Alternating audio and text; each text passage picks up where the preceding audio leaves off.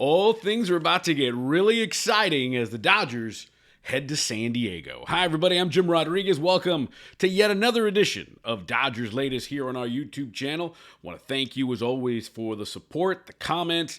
Keep liking, tell a friend. We're here for you with all your news and notes of Dodger baseball. And, of course, you can hit me up right there on J-Rod Show on Instagram and on X. All right, let's get started. Busy day. Busy stuff to talk about. The kid, Clayton Kershaw. I just find it ironic, right? He got win number 213 in his Hall of Fame career yesterday in St. Louis. The LAOG just got the LAOG area code of 213. And yeah, 17 strikeouts away from 3,000. I've always said that is pretty much the only thing he's got left in his first ballot Hall of Fame career, other than trying to, one more afternoon in the sun and lead the Dodgers to a 9th World Championship as the Dodgers beat the Cardinals 7-3. It was Kershaw's best outing, 5 innings, 7 Ks, just gave up 1 run. It's funny, he had a lead, the Dodgers blew in Cleveland, and then the Dodgers gave him a lead, and he pitched poorly, but it all put it together, and the Dodgers win the game 7-3 to save the finale of that series. It was a real struggle. Remember, the Dodgers got shut out Friday, 1 run on Saturday. At one point, we're 1 for 28 with runners in scoring position, but it all worked out on Sunday, and it was great to see Kirby Yates come into the game on Sunday and Michael Kopech come into the game as well, as the Dodgers are trying to get healthier, trying to get that bullpen together. And the big problem they're having, I guess if there's one sort of a fly in the ointment is, Kershaw, 5 innings, great, got the win, pitched great. But the Dodgers have one of the least amount of quality starts in the big leagues. They are 4th in the big leagues of starters who go at least 6 innings. It just doesn't happen very much. That taxes the bullpen, and it'll be interesting to see how the Dodgers correct it. They have plenty of reinforcements in the bullpen. They've acquired Chris Stratton, of course, Kopech and Kirby Yates are back. And of course, we talked about it on our last edition of Dodgers Latest. Walker Buehler's floating around out there. Maybe the Dodgers make a trade for him. There's some other guys as well, as you can go back on previous shows. But for now, the Dodgers win, and it's on to San Diego for the first series against the Padres, which is always a good time. Now, before the Dodgers get to San Diego, before we talk about that series, how about Hee-Sung Kim, right?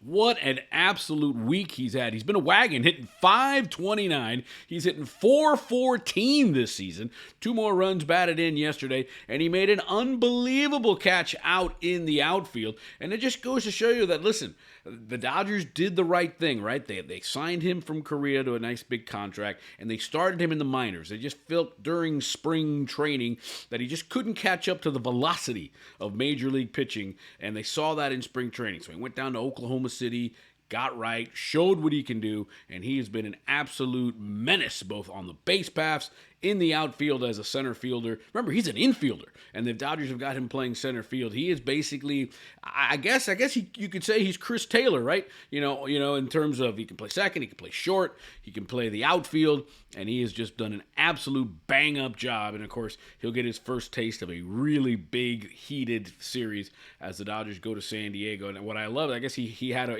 hit the other day, and he forgot to do the celebration, and the Dodgers were all over him in the dugout. So good to see Hee-Sung Kim playing. .529 batting average his last week in Dodger Blue. All right, bad news as usual. Tony Gonsolin ends up on the 15-day IL with elbow discomfort. Man, it just, when you look at who is on the shelf, I mean, you got 4 frontline the Dodgers were expecting to be starters in Gonsolin, Glasnow, Snell, and now Sasaki. I mean, it's crazy that those 4 guys are on the IL. They've missed significant amount of time, and the Dodgers are still in first place in the National League West. So we hope Gonsolin is well. Elbow discomfort. Remember, he's coming off Tommy John surgery 2 years ago. Just wasn't feeling right. And the Catman, we wish him a speedy recovery. And, of course, it just puts more pressure on the Dodgers, more pressure to make a trade. Remember, we're about a month, 6-7 weeks from the trading deadline. And the Dodgers definitely will be, buyers in terms of starting pitching as Tony Gonsolin lands on the IL. Interesting to see what the Dodgers do with him. All right, so we talk about the end of this road trip. Dodgers lose 2 out of 3 in St. Louis and now head to San Diego. First meeting of the year between these heated rivals as the Dodgers go to San Diego for a 3-game series. Dodgers atop the heap in the National League West, 39 and 27. The Padres and Dodgers have the same. They're even in the loss column. They both have 27 losses. Dodgers have played 2 more games, and that's why they have a 1-game lead over the Padres, in that the Dodgers have won 2 more games than the Padres have played. Giants are right there nipping at everybody's heels. They're also a game out. They are truly 1 game behind the Dodgers in the National League West. So, and after the Dodgers get done in San Diego, they'll take Thursday off, go home, and play the Giants. So let's break down this Padres series. Interesting matchups that we're going to have tonight. It's going to be Dustin May against Nick Pivetta. May 3-4, ERA of 4.09. Pitched pretty well his last time out against the Mets, 6 innings and 2 earned runs. Pivetta, 6-2, 3.16 ERA. Kind of got pushed around by the Giants his last time out, 6 innings, 5 earned runs. On Tuesday, the Dodgers are TBD. Will it be a bullpen session? Will they bring somebody up? Dodgers right now do not have anybody scheduled to pitch in that game. Dylan Cease, who has struggled mightily for San Diego. Remember, the Dodgers at one point were in the Dylan Cease market. He's 1-5, ERA 4.72. Lost his last time out against the Giants, 3 earned, 5 innings. And then on Wednesday, the finale, it'll be Justin Robleski for the Dodgers. Pitched pretty well, not terrible against the Cardinals.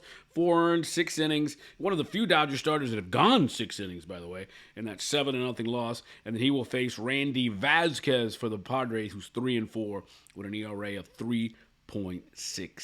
And if you're thinking about some odds and ends, some betting, well, who has hit Nick Pivetta well? Freddie Freeman, 12 for 36. Big sample size with a home run, 3 doubles, and a triple. Shohei has taken Pivetta deep twice. He's 4 for 12. And who's done well against Dustin May? Well, the usual suspects. Manny Machado has a couple of homers, 7 for 36 against him, while Fernando Tatis has a homer, and he's 5 for 21. Stay safe, everybody in Los Angeles. Crazy times. Stay safe. Be well. Dodgers will return home on Friday to take on the Giants. I'm Jim Rodriguez, and remember, it's always time for Dodger baseball.